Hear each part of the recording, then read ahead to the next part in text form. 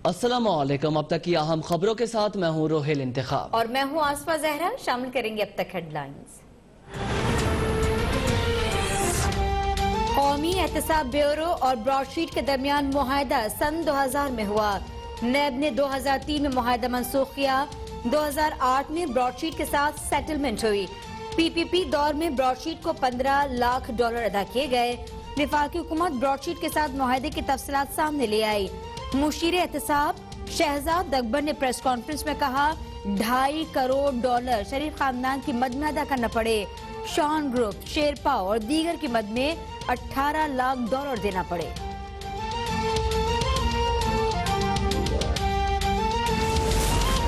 हम सबका दिल दुखता है कि एहतसाब होता हुआ नजर नहीं आ रहा। ब्रॉडशीट को अदायगी टैक्स देहिंदगान की रकम से हुई। ये एनआरओ और डील्स की कीमत है जो कौम अदा कर रही है। मुशीर एहतसाब शहजाद अकबर का कहना है, माजी की डील्स और एनआरओ का खमियाजा हमें भुगतना पड़ रहा है। डील को मफाहिमत का नाम दिया जाता रहा, जिससे मुल्क और कौम को बड़ा नुकसान हुआ। वजीर आजम के हुक्म पर हकाइक सामने ले आए और अगले 48 घंटों में उन्हें केस से मुतालिक सिफारिशात पेश कर दी जाएंगी।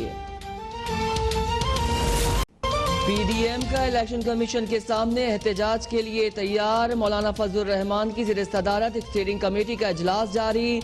मरियम नवाज, शाहिद खाकान अब्बासी और राजा परवेज अशरफ भी मौजूद। बिलावल भुट्टो शरीक नहीं हुए। इजलास में 31 जनवरी की डेडलाइन के बाद की हिकमत अमली पर भी गौर। MNA ताहिरा औरंगजेब की रिहाइश गाह पर मुस्लिम लीग की भी बैठक।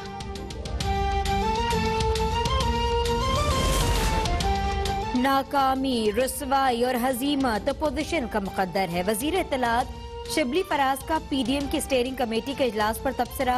ट्वीट में कहा, ओपोजिशन का ये इत्तेहाद जाती मफादात की नाइत्तेफाकियों के गिर्द घूम रहा है। आज फिर शिकस्त खुर्दा नासिर इकट्ठा हैं जो अपनी सियासत और दौलत बचाने की एक मरतबली तरतीब दे रहे हैं। इलेक्शन कमीशन के सामने ऑपोजिशन का एहतजाज। नून लीग और पीपल्स पार्टी का फॉरेन फंडिंग केस। मुल्की सियासी और माशी सूरत हाल। वजीर आजम की ज़ेर सदारत तर्जुमानों की अहम बैठक आज लगेगी। टीवी पर पार्टी और हुकूमत की तर्जुमानी करने वाले रहनुमा भी इजलास में तलब। पीडीएम के मुल्कगीर जलसे जुलूसों से मुताल्लिक हिकमत अमली तय की जाएगी। अपोजिशन पार्टीज के फॉरेन फंडिंग केस पर भी मुशावरत की जाएगी।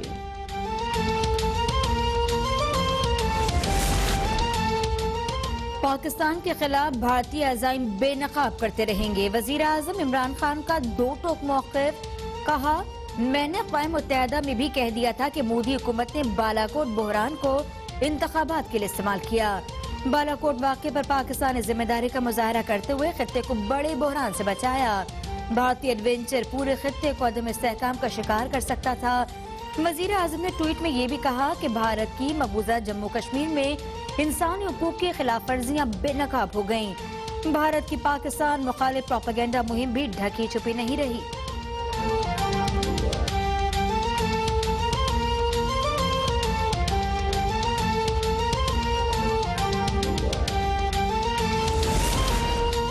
घर को आग लग गई घर के चिराग से। वजीर खारजा शाह महमूद कुरैशी का अर्नब गोस्वामी की चैट लीक होने पर तबसरा। बोले, पुलवामा ड्रामे में बीजेपी सरकार और उनके एक मीडिया हाउस का गठजोड़ वाज़ेह हो चुका। ये खतरनाक लोग सियासी मकासद के लिए पूरे खित्ते के अमन को तहबाला करने पर तुले हुए हैं। मुआविन खुसूसी बराए कौमी सलामती मोईद यूसुफ ने कहा, जंगजू भारत के फाशिज्म को नजरअंदाज करना खतरनाक होगा। मुल्क भर में कोरोना की दूसरी लहर के बाद 2 माह से बंद तालीमी इदारे खुल गए। पहले मरहले में SOPs के साथ 9वीं तब 12वीं की क्लासेस शुरू। कराची में उर्दू बाजार गर्ल्स स्कूल में कोरोना से जाँ बहक अफराद के लिए दुआए मगफिरत। तालिबान ने कोरोना वायरस से आगाही के चार्ट्स भी बनाए। पहली ता 8वीं तक तदरीसी अमल का आगाज 1 फरवरी से होगा। कराची के बलोच कॉलोनी पर बच्चों की स्कूल वैन उलट गई। खुशकिस्मती से बच्चे महफूज रहे।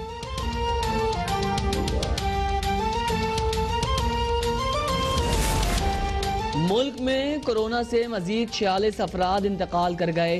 गुज़िश्ता 24 घंटों में 2000 के करीब केसेस रिपोर्ट। एक्टिव केसेस 35,000 तक जा पहुंचे। मुल्क में मरीजों की तादाद 5,21,000 हो गई। अमवात 11,000 के करीब जा पहुंची। लाहौर और गुजरावाला के मजीद इलाकों में स्मार्ट लॉकडाउन नाफिज। लाहौर के 17 और गुजरावाला के मजीद 3 इलाकों में आमदोरफ्त और दीगर सरगर्मियों पर पाबंदी होगी।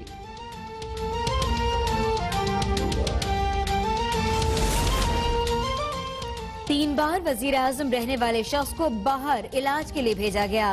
अब उनको वापस आने को कहते तो बीमार पड़ जाते हैं। वजीर सेहत पंजाब डॉक्टर यास्मीन राशिद की प्रेस कॉन्फ्रेंस कहती हैं, मुल्क में कोरोना की दूसरी लहर कमजोर पड़ रही है। वैक्सीन जल्द अज जल्द लाने की कोशिशें जारी हैं। पंजाब के अवाम को हेल्थ कार्ड की फराहमी अव्वलीन तरजीह है।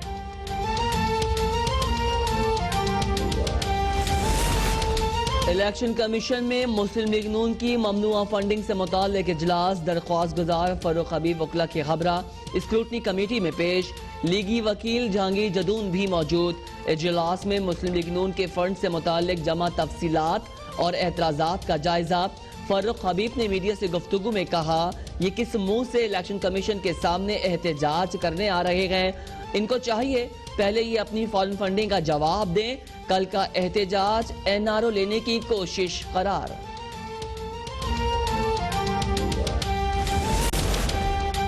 Imran Khan foreign funding case में 6 साल से एनआरओ ले रहे थे। अब उन्हें एनआरओ नहीं मिलेगा।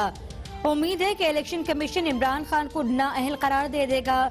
लीगी रहनुमा एहसन इकबाल की मीडिया से गुफ्तगू कहा, पीटीआई ने भारत और इसराइल से फंडिंग हासिल की। फॉरेन फंडिंग केस सामने आने के बाद 2018 के इंतखाबात का कलदम करार दे देना चाहिए। सादिया अब्बासी की दोहरी शहरियत का फैसला चुटकी बजाते हो जाता है, तो इमरान खान का एनआरओ क्यों खत्म नहीं हो सकता।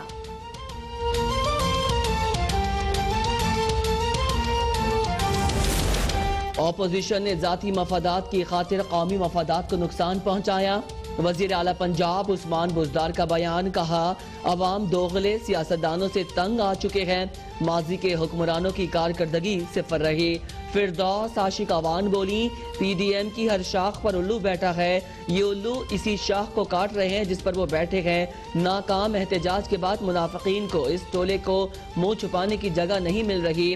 फैयाज चौहान बोले, हालिया इंकशाफात से भारतीय मक्कारी फिर बेनकाब हो गई। साबित हो गया कि भारत आलमी अमन के लिए एक खतरनाक टाइम बम है।